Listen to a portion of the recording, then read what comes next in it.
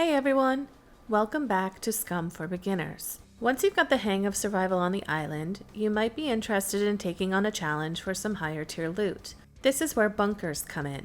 There are 4 types of bunkers on the island: World War II, Secret, Regular, and Abandoned. The more difficult the bunker, the higher tier loot found within. Today, we're going to talk about World War II, Secret, and Regular bunkers. There are a ton of World War II bunkers scattered across the map. You don't need any tools to access them, and there are no sentries guarding them. At most, you may find a handful of military puppets or some NPCs to fight past before you can access their contents. You may find some good gear in these bunkers, but they are usually low durability, so you may need to repair what you find to get the most out of it. Secret bunkers are small caches of loot that require a keycard to access. You can typically find keycards in police stations and cargo drops. Each card corresponds to a specific secret bunker and will only work for a specified period of time. Once you find a card, you will need to swiftly make your way to the map grid indicated on the card and search for it before the time runs out. Secret bunkers are hidden well amongst the terrain, so keep your eyes peeled. I recommend bringing lockpicks and screwdrivers if you have any, as each secret bunker contains a handful of lockers you will need to successfully lockpick in order to access the loot.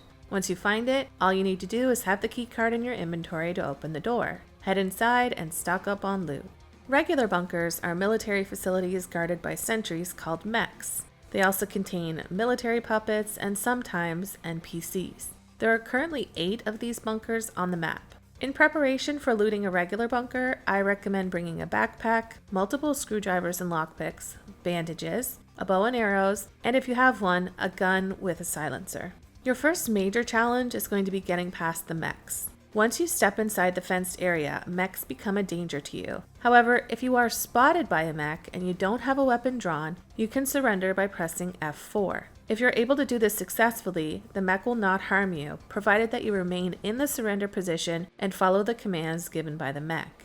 Mechs walk in a loop, so take the time to get familiarized with their pathing and plan out your route to the bunker entrance. When you start moving toward the entrance, don't run. Mechs are sensitive to noise and will hear you if you move too quickly. If you can't get to the entrance in one movement, hide behind walls and bushes while the mech continues its loop. Mechs cannot see you in a bush, and as long as you are fully hidden behind an object, they won't know that you're there. If you do trigger the mech, don't panic. Do your best to put objects between yourself and the mech until you can get out of range. Once aggroed, mechs will continue to shoot even after you leave the fence perimeter. So if you need to run outside and wait for the mech to de-aggro before you try again, make sure you go far enough to avoid taking damage. Once inside, you're free to roam and loot, taking down puppets along the way. Take your time and be sure to take out any beepers with a bow and arrow. You'll find most guns and ammo behind locked doors marked Armory. Medical supplies can be found in patient rooms. These advanced locked first aid units may contain Phoenix Tears, which is a very rare injectable that provides rapid and near instantaneous stabilization and recovery of any and all injuries.